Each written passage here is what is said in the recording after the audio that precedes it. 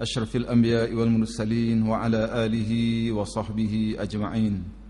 اللهم نور قلوبنا بنور هدايتك كما نورت الأرض بنور شمسك أبدا أبدا.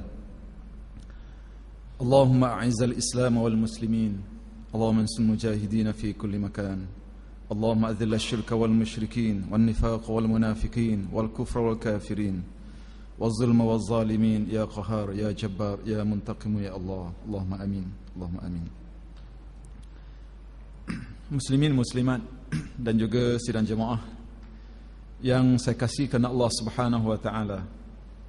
Alhamdulillah, pertama-tamanya marilah kita memanjat setinggi-tinggi kesyukuran kita kepada Allah Subhanahu wa taala. Pada malam ini kita dapat meneruskan perbincangan, perkongsian insya-Allah daripada kitab Mastikah Hadis Rasulullah SAW, yang mana kita melihat bahawa apa yang ditinggalkan oleh Rasulullah SAW adalah perkara asas yang penting yang kita tidak boleh pisah dalam kehidupan kita. Kita juga bersyukur kepada Allah Subhanahu wa taala yang masih mengekalkan iman kita, kesungguhan kita untuk datang ke masjid, kesungguhan kita untuk mendengar perkara-perkara yang baik. Dalam hadis baginda Nabi menyebut antara tanda-tanda berimannya seseorang itu ialah apabila kamu melihat, kata Rasulullah SAW, seseorang itu berulang-alik daripada rumahnya ke masjid untuk mendirikan sembahyang jamaah 5 waktu. Mudah-mudahan amal kita, kesungguhan kita diterima oleh Allah Subhanahu wa taala. Bagi yang ada kitab Mastikah Hadis ni, boleh buka muka surat. Malam ini kita sambung hadis yang kelima daripada bab wajib berpegang teguh kepada kitabullah. Muka surat 30, hadis yang kelima. Anil Irbad bin Sariyah radhiyallahu anhu qala wa'azana Rasulullah sallallahu alaihi wasallam yawman ba'da salatil ghadati maw'izatan balighatan dharafat minha al-uyun wa wajilat minha al-qulub faqala rajulun inna hadhihi maw'izatu muwaddi'in فماذا تعهد إلينا يا رسول الله؟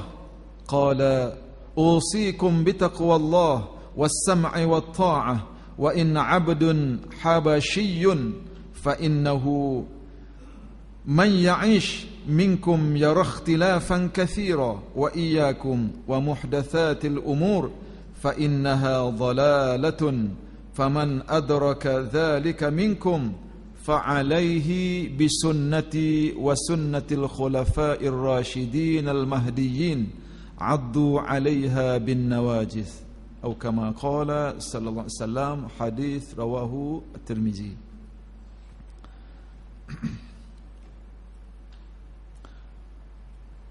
Daripada Irbad bin Sariyah radhiyallahu anhu katanya, Rasulullah sallallahu alaihi wasallam telah menasihati dan mengingati kami pada suatu hari selepas sembahyang subuh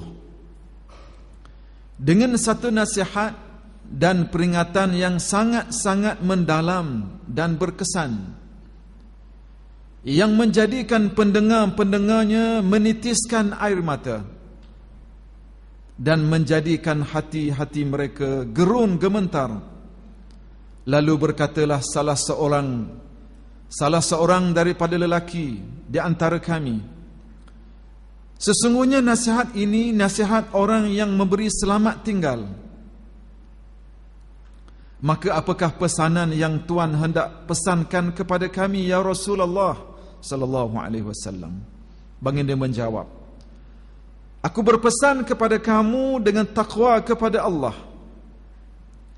dan mendengar serta taat kepada perintah pemerintah kamu dan mendengar serta taat kepada pemerintah kamu sekalipun ia seorang hamba abdi bangsa Habasyi. Kerana sesungguhnya sesiapa di antara kamu yang hidup selepas aku akan melihat perselisihan yang banyak.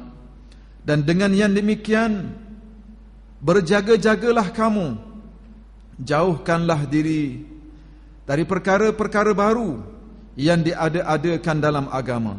Kerana sesungguhnya perkara-perkara itu adalah sesat. Oleh itu sesiapa di antara kamu yang berada dalam zaman berlakunya yang sedemikian, maka hendaklah ia menurut jalanku dan jalan khalifah-khalifahku yang mendapat pimpinan lagi beroleh hidayah petunjuk. Berpegang teguhlah kamu kepadanya dengan seteguh-teguhnya.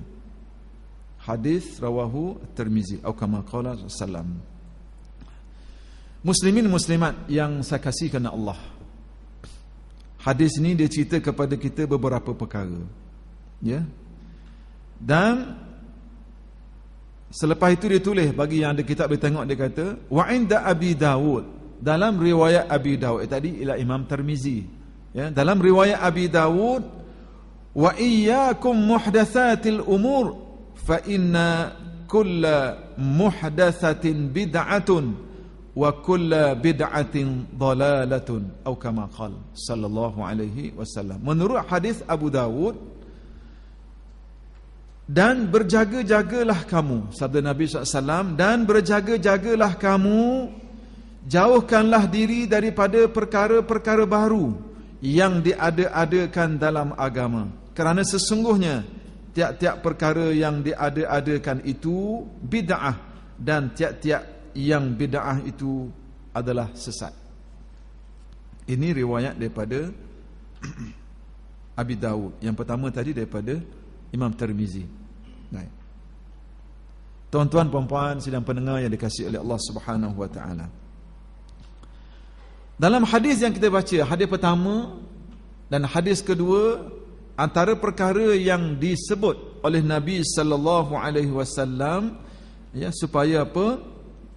Supaya takwa kepada Allah. Kemudian taat kepada pemerintah.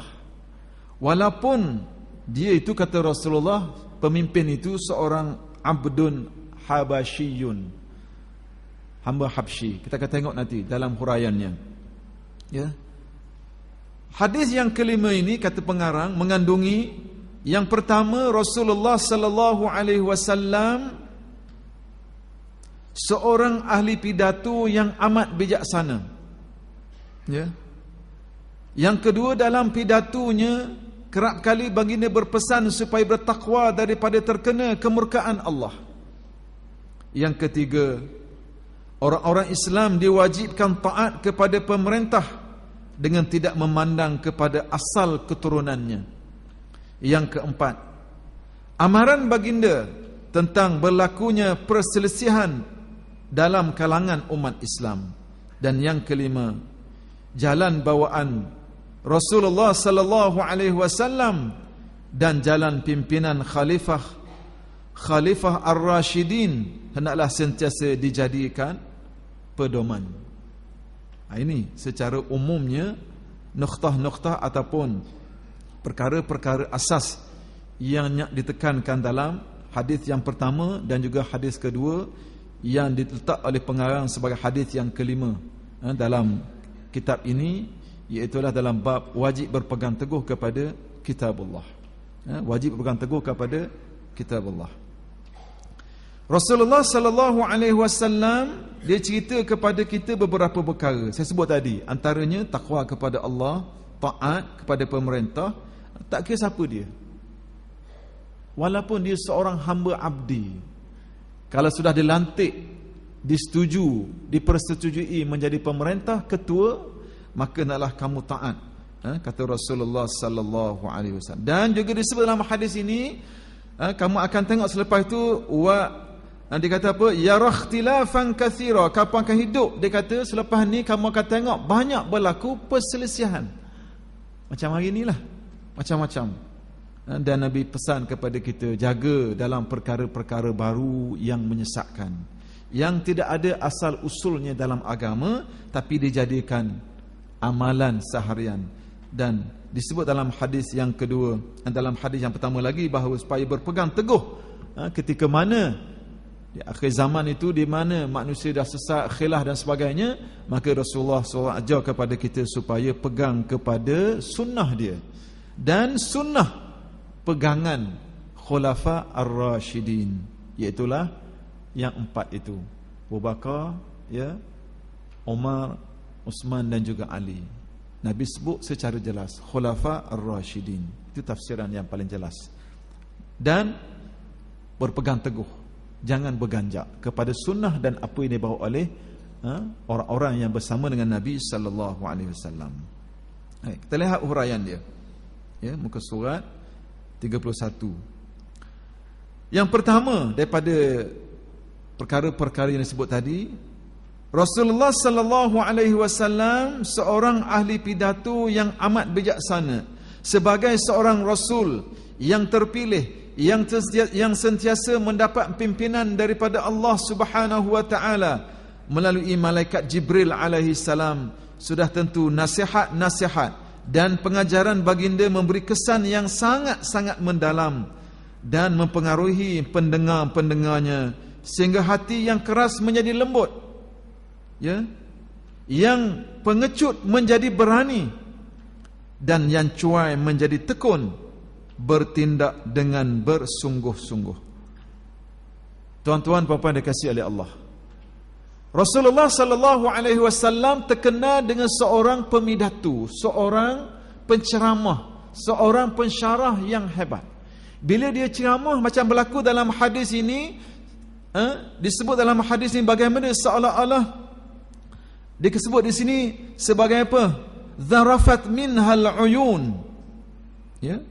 Maknanya kesan dia kuat, sehingga seolah dia kata macam peringatan yang terakhir dah, mau'izatun muwaddi', peringatan terakhir, maknanya hak ngesuk dah. Begitulah berlaku dalam banyak perkara, banyak peristiwa abad Nabi SAW, termasuk dalam hadis ini, hingga sahabat menyebut, apa yang kamu nak sampaikan kepada kami? Sebab dia kata, hingga dia kata, terkesan pada jiwa, terkesan pada seolah berlaku tangisan. Makna apa yang dia cakap itu masuk ke dalam jiwa dan sangat terkesan. Manusia ni bila dia dengar benda yang terkesan pada jiwa dia, dia boleh mengalir air mata, dan dia boleh menjadi satu rangsangan motivasi yang kuat untuk dia ikut apa yang disampaikan oleh seseorang itu. Dia masuk ke dalam hati. Jadi sebab itulah ada sahabat bertanya, apakah yang kamu nak sampaikan kepada kami ya Rasulullah sallallahu alaihi wasallam? Lantas ketika itulah Rasulullah kata, aku wasiatkan kepada kamu, aku ingatkan kepada kamu taqwallah, takut kepada Allah, sam'a wa ta'ah, dengar dan taat kepada pemerintah, dan diingatkan kepada sahabat dan kepada kita selepas itu bahawa dikata apa? Bahawa kamu akan berdepan dengan suasana yang akan berlaku ikhtilafan kathirah, banyak berlaku perselisihan pandangan dan pendapat. Dan berwaspadalah kamu daripada perkara-perkara baru dalam soal agama ni yang tidak ada asal usulnya, didafsirkan, diterjemahkan begitu ataupun dijelaskan begitu oleh ahli-ahli hadis, yang dimasukkan dengan benda-benda baru ni, benda-benda yang tidak ada asal usulnya dalam agama. Sebab Nabi kata dia adalah bid'ah, dan bid'ah itu boleh membawa kepada kesesatan. Jadi yang pertama disebut dalam hadis ini, Nabi bila dia ceramah, bila dia cakap, bila dia khutbah, hebat, kesan kepada jiwa, menusuk ke dalam jiwa. Sebab apa? Keikhlasan baginda. Sebab apa? Kesungguhan baginda untuk menyelamatkan umatnya, menyelamatkan orang yang mendengar syarahannya, ceramahnya, pengajiannya daripada neraka Allah Subhanahu wa ta'ala. Itu yang pertama. Yang kedua, Itulah soal takwa. Dalam pidatonya, baginda kerap kali berpesan supaya bertakwa kepada Allah daripada terkena kemurkaan yang datang juga daripada Allah Subhanahu wa taala. Jadi Nabi bila dia pidato je, dia bercakap benda-benda yang penting, dia akan sebut ittaqullah. Bertakwalah kamu kepada Allah, sehingga menjadi rukun kepada khutbah untuk menyebut taqwa Allah hari ini. Bila ceramah saja, berkhutbah saja hari Jumaat, tak sah khutbah tu kalau tidak ada ittaqullah. Itu paling kurang. Nak cerita apa? Nak cerita perkara tu perkara asas dalam kehidupan. Semua orang kena faham bahawa takwa ni benda asas. Siapa yang tak buat takwa, tidak ada hidupan harian dia, kehidupan seharian dia takwa kepada Allah Subhanahu wa taala, maka dia akan mendapat kemurkaan Allah. Na'udzubillah. Apa kata pengarang lagi? Takwa ialah cara memelihara dan menjaga diri dan lain-lainnya kerana takut terkena sebarang perkara yang merosakkan atau yang mencacatkan. Itu takwa. Jaga takwa, selamat daripada perkara-perkara yang dikira sebagai musibah, perkara-perkara yang merosakkan kehidupan kita. Kerosakan-kerosakan ini ada kalanya mengenai kehidupan dunia dan ada kalanya mengenai hidup akhirat. Ya. Rosaknya hidup kita ini kadang-kadang berkait kehidupan dunia. Rosaknya kadang-kadang bila tidak ada takwa ini, dia rosak akhirat kita. Dunia kita rosak, akhirat kita rosak. Bila tidak ada takwa kepada Allah. Kadang-kadang dunia nampak okey, dunia nampak hebat, tapi akhirat rosak. Sebab itulah kita dalam hidup ni, saya pesan diri saya pada tuan-tuan, siapa dengar sekalian, kita hidup ni takwa menjadi ukuran. Menepati kehendak takwa ataupun sebaliknya. Sebab apa? Kalau tak ikut jalan takwa, merosakkan dunia, merosakkan akhirat. Bila bagi akhirat kita lah. Ya, baik. Bagi menjaga dan mengawal kerosakan atau kecacatan hidup dunia, kata pengarang, hendaklah dipelajari ilmu pengetahuan yang berhubung dengan undang-undang kejadian alam serta diikuti dengan dijalankan dengan sempurna. Kita kena tahu peraturan-peraturan hidup dunia supaya kita tak rosak. Apa yang boleh, apa yang tak boleh, berinteraksi kita dengan makhluk, kita dengan masyarakat, kita dengan sekeliling, orang berada di sekeliling kita, supaya apa? Hidup dunia kita tak cacat. Ya.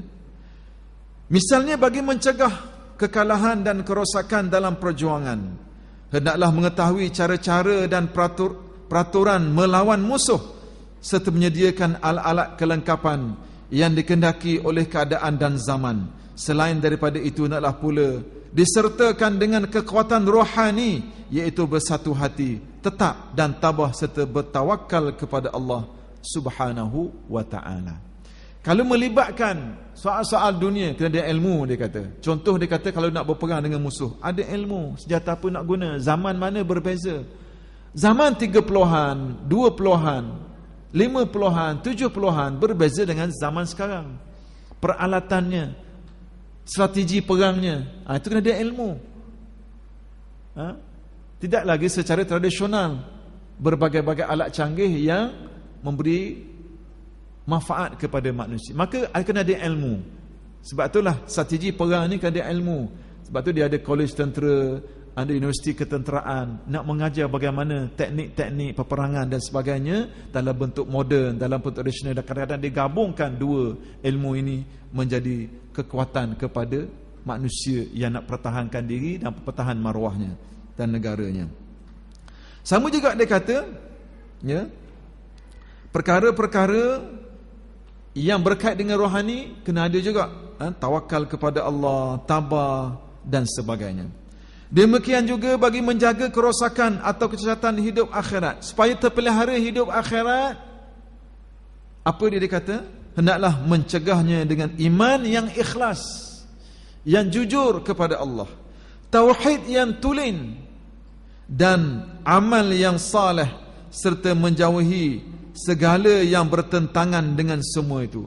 Iman kena jaga, benar-benar bertakwa kepada Allah, iman yang membuahkan hasil takwa. hidup di akhirat ni macam mana, ya. Iman yang ikhlas, tauhid yang tidak ada syirik betul-betul kepada Allah Subhanahu wa taala, iman takwa yang tidak ada syak wasangka kepada Allah, yakin kepada Allah, amal soleh yang diterima syarat-syaratnya, syarat-syarat diterima amal soleh, maka semua perkara-perkara ini perlu diambil kira kalau nak jaga akhirat kita, ya. Seperti bawaan syirik, ni jaga. Kata pengarang, tidak adanya, sepatutnya tidak ada syirik, ya, perbuatan maksiat dan akhlak yang memburukkan seseorang atau masyarakat. Kau tak nak rosakkan akhirat kita, nak selamat sejahterakan kehidupan yang saidah kita di akhirat kita, jaga takwa kita kepada Allah, iman kita kepada Allah, tidak syirik, tidak ada maksiat, jaga akhlak. Ini boleh menyelamatkan kita dunia dan akhirat, ya. Kemudian kata pengarang lagi, pendeknya bertakwa ialah berusaha, bertakwa ialah berusaha menjalankan sebab-sebab yang menjadikan Tuhan untuk mencapai musabbabnya, seperti beriman dan beramal soleh untuk mencapai nikmat kebahagiaan yang kekal abadi di akhirat kelak, dan berusaha menurut jalan dan peraturan yang betul untuk mencapai kejayaan dunia. Dunia ikut peraturan, walaupun peraturan dicipta oleh manusia, selagi mana tidak bercanggah dengan agama tak ada masalah. Akhirat ikut undang-undang agama. Dunia akhirat kalau tak pisah dengan agama, selamat. Sebab kita baca dah hadis-hadis sebelum ini, Nabi kata, berpesan kepada kita, jangan tinggal dua perkara. Yang pertama Quran, yang kedua sunnah aku.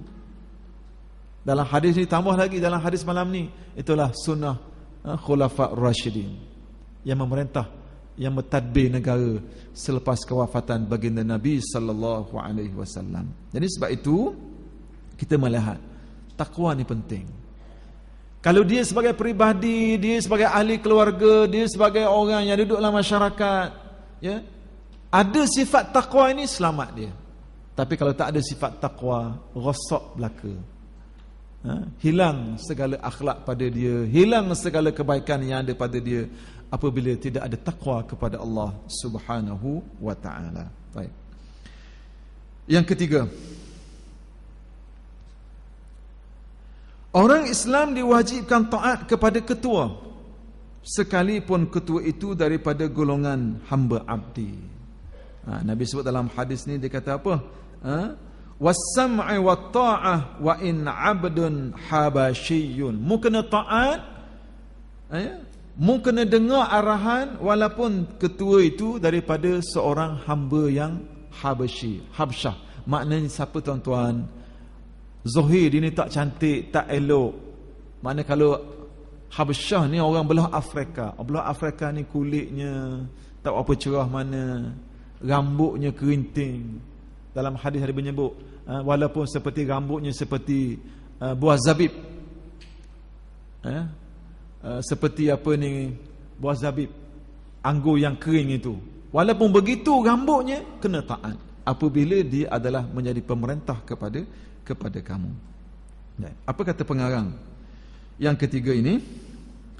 Seorang ketua dengan sifatnya pemegang teraju pemerintahan sesebuah negara atau sesebuah masyarakat atau sesebuah pejabat atau lain-lainnya wajib dipatuhi oleh setiap orang yang di bawah perintahnya, selagi tidak bercanggah dengan hukum-hukum Islam, sebagaimana yang dinyatakan oleh sebuah hadis yang bermaksud tidak harus mentaati seseorang makhluk dalam perkara melanggar perintah Tuhan.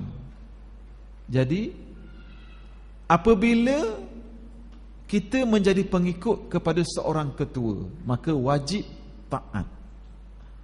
Tapi ketaatan itu sebenarnya yang saya sebut sebelum ini, ialah ketaatan selagi mana tidak menyanggahi, berlawanan dengan perintah agama. Wajib taat kalau tak bercanggah dengan agama. Sebab apa? Sebab Nabi SAW menyebut dalam hadis makna yang saya sebut tadi, la ta'ata li makhluqin fi ma'siyatil khaliq. Tidak ada ketaatan kepada makhluk apabila dianya menjadi maksiat kepada orang ataupun kepada pencipta, itulah Allah Subhanahu wa taala. La ta'ata li makhluqin fi ma'siyatil khaliq. Tidak ada ketaatan kepada makhluk dalam perkara-perkara maksiat kepada Allah Subhanahu wa taala. Jadi taat bukan mutlak. Ukurannya kena dengan perintah agama ataupun tidak. Selagi tak bercanggah dengan agama, maka wajib kita taat. Bercanggah dengan agama, maka wajib kita mengingkarinya. Sebab apa? Itu arahan daripada Rasulullah sallallahu alaihi wasallam. Patuh setia dari seluruh rakyat itu menjadikan segala urusan pemerintahan berjalan dengan baik. Dapat memberikan hak-hak kepada tuan punya masing-masing mengikut apa yang wajib. Kalau tidak akan berlakulah berbagai-bagai huru-hara. Kalau tidak ada pentaatan kepada pemerintah dalam arahannya, huru-hara. Disebut tadi, sama ada ketua negara, sama ada pejabat, sama ada masyarakat, sama ada keluarga. Kalau orang bawah tak dengar kata, huru-hara keluarga, huru-hara masyarakat, huru-hara negara. Jadi sebab itu kena taat. Baik. Kata pengarang lagi, memandang kepada besarnya kepentingan taat setia terhadap ketua atau pemerintah dan besarnya bencana ketiadaan taat setia itu, maka Rasulullah sallallahu alaihi wasallam wajibkan juga mematuhi walaupun ketua atau pemerintah itu daripada golongan hamba abdi. Ya, sekiranya ia dengan ilmu pengetahuannya berpeluang menjadi ketua, padahal ketua atau pemerintah itu selain daripada ilmu pengetahuan yang melayakkannya menurut dasar syarak, hendaklah dia dari keturunan yang mulia. Jadi sebenarnya kalau ikut asalnya, jadi ketua ni seorang yang berilmu, ada kepintaran, ada kemahiran, ya. Itu asal usulnya. Ada kecerdikan, kemampuan di sudut kesihatannya.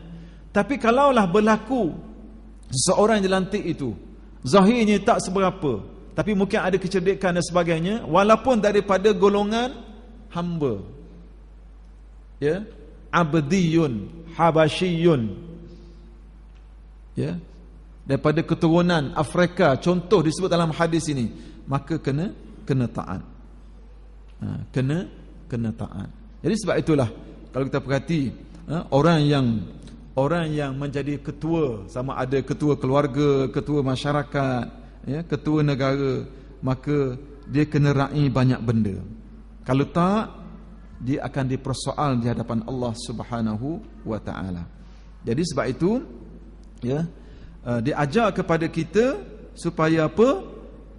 Supaya ikut taat, patuh selagi mana, ya, tidak berlakunya penyelewengan ataupun percanggahan dengan apa diperintahkan oleh Allah dan Rasulnya. Kalau kita ikut apa yang disebut oleh Ibn Khaldun, dia kata seorang pemimpin itu dia mestilah memiliki ilmu, ada kemahiran, ya, intelektual, ya, dan dia menegakkan hukum diperintahkan oleh Allah Subhanahu wa taala. Kemudian dia berkemampuan untuk berijtihad, buat keputusan dengan tepat, ya. Kemudian dia kenalah seorang yang adil. Sifat yang kedua disebut yang pertama tadi, sifat adil ni wajib kepada seorang pemerintah, ya, sebab di bawah dia berbagai-bagai kelompok, berbagai-bagai jenis manusia. Baik. Saya nak baca hadis Nabi sallallahu alaihi wasallam yang berkaitan dengan kehidupan yang dikaitkan dengan hadis ataupun nuktah yang ketiga ini, ya. Hadis yang diriwayatkan daripada Imam An-Nasa'i. Makna hadis ini dia kata apa, ya? Dia kata ada 4 golongan yang paling dibenci oleh Allah. Ada 4 golongan yang amat dibenci oleh Allah Subhanahu wa taala. Iaitulah peniaga yang banyak bersumpah, orang fakir yang sombong, orang tua yang berzina, dan seorang penguasa, pemimpin yang zalim. 4 golongan Allah Ta'ala sangat benci kepada mereka ini. Ini makna hadis daripada hadis An-Nasa'i. Yang pertama siapa dia tuan-tuan? Orang hak nega supah sokmo. Kalau kita kok tobat pun, bagus pun, mudak cari kaku, tobat sokmo. Ini orang-orang yang dibenci oleh Allah. Dia sandarkan supaya wasiqah, orang percaya dengan barangan dengan bersumpah. Kalau orang yang hebat tuan-tuan, barangan dia ada kualiti, tak perlu bersumpah. Jadi kalau orang tu suka bersumpah, itulah ciri-ciri seorang nifaq. Kata buka balik surah Al-Munafiqun, dia ciri dia ni, orang munafiqun ni, dia suka bersumpah.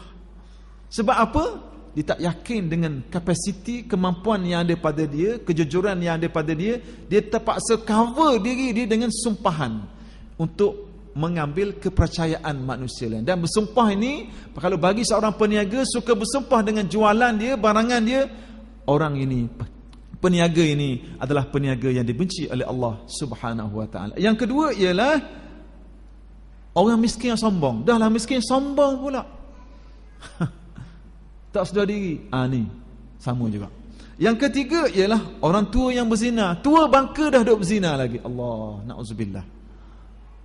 Tak sedar diri. Kubur kata mari, rumah kata pergi. Duk berzina siang malam. Dibenci oleh Allah. Ni. Yang ketiga ialah seorang pemimpin, penguasa yang zalim. Kemudian dalam riwayat Sahih Al-Bukhari disebut juga bagaimana Rasulullah SAW dalam makna hadis dia kata, tidak ada seorang hamba yang Allah beri kepercayaan untuk pemimpin, untuk memimpin. Tidak ada seorang hamba yang diberi Allah kepercayaan, diberi kepercayaan untuk memimpin. Kemudian pada saat matinya, dia berada dalam keadaan melakukan penipuan terhadap rakyatnya, kecuali akan diharamkan atasnya untuk memasuki syurga Allah Subhanahu wa ta'ala. Na'udzubillah. Dia diberi kepercayaan untuk memimpin, tapi di saat kematiannya masih menipu rakyatnya. Maka berdasarkan hadis riwayat Al-Bukhari ini, maka tidak layak baginya syurga Allah Subhanahu wa ta'ala. Kita ingatkan kepada kita semua yang jadi ketua, baik ketua keluarga, ketua masyarakat, siapa saja yang di kalangan yang dilantik, maka waspadalah. Sebab tu kalau kita lihat Nabi sebut dalam hadis ni, ikutlah orang-orang seperti Khulafa Ar-Rashidin selepasku. Antaranya apa? Terperhati bagaimana berlaku pada Sayyidina Abu Bakar As-Siddiq, rendah diri. Bila lantik, dia kata, aku bukan orang terbaik di kalangan kamu. Kalau aku silap, betulkan. Sayyidina Umar sendiri macam mana? Dia offer kepada rakyat dia supaya muhasabah dia. Ini pemimpin selepas Nabi SAW. Bagaimana berlaku Sayyidina Umar? Satu ketika disebut, ahabbun nasu ilayya, kata Sayyidina Umar. Yang aku kasih, yang paling aku kasih kepada, berlaku pada diriku, ialah sesiapa yang datang kepadaku bi'uyubi, kata Sayyidina Umar, datang kepadaku cerita tentang keaiban diriku, kelemahan diriku, kekurangan diriku. Ini pemimpin selepas Nabi sallallahu alaihi wasallam. Sebab tu Nabi kata, ikut sunnah mereka ini. Seorang pemimpin yang rendah diri, yang tawaduk kepada Allah Subhanahu wa ta'ala dengan rakyat dia. Begitu juga dengan Sayyidina Ali. Banyak perkara-perkara yang berlaku pada Sayyidina Ali, yang menyebabkan kadang-kadang kita rasa sikap seorang pemimpin sangat tawaduk dan merendah diri.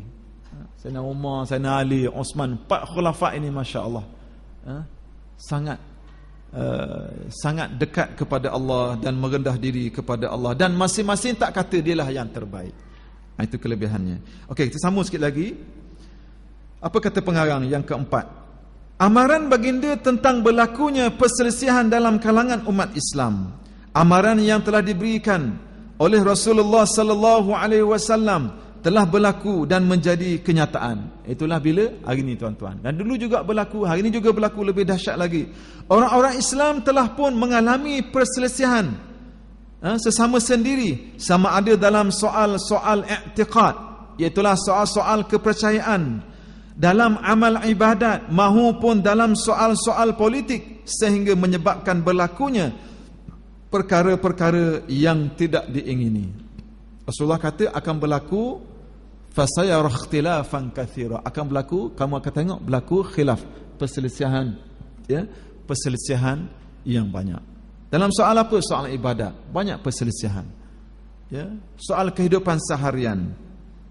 Di sini kita lihat Nabi kata kamu akan tengok perselisihan, dan Nabi ajar kepada kita supaya berpegang kepada Quran, berpegang kepada sunnah sahabat, iaitulah Quran, hadis, dan juga apa Nabi sebut, iaitulah dalam hadis ini khulafa ar-rasyidin, khulafa ar-rasyidin, apa amalan mereka. Jadi benda-benda khilaf ni banyak tuan-tuan.